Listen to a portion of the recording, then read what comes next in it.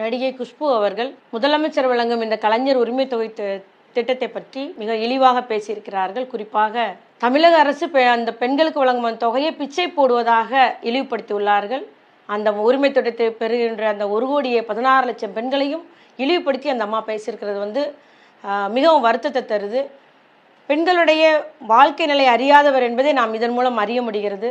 அந்த அம்மாவுக்கு என்ன தெரியும்? தமிழ்நாட்டில் உள்ள ஏழை எளிய மக்கள் நடுத்தர வாழ்க்கை முறை என்னன்னு தெரியுமா உங்களுக்கு?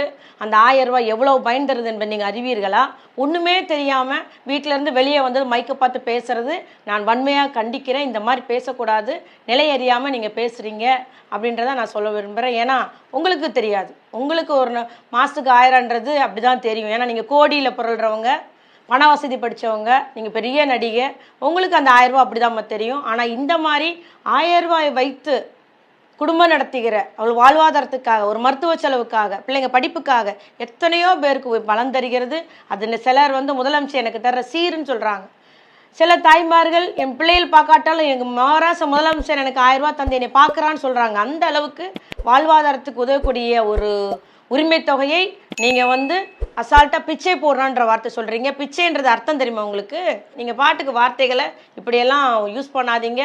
நிச்சயமாக இதற்கு எங்களுடைய தமிழ்நாட்டு பெண்கள் 1,16,00,000 மகளிர் உரிமை தொகை பெண்களும் உங்களுக்கு சரியான பாடம் போட்டுவார்கள். அவர்கள் உங்களை பார்த்து கொள்வார்கள். அடக்கி வாசியுங்கள் என்பதை மட்டும் நான் கூறிக்கொள்கிறேன்.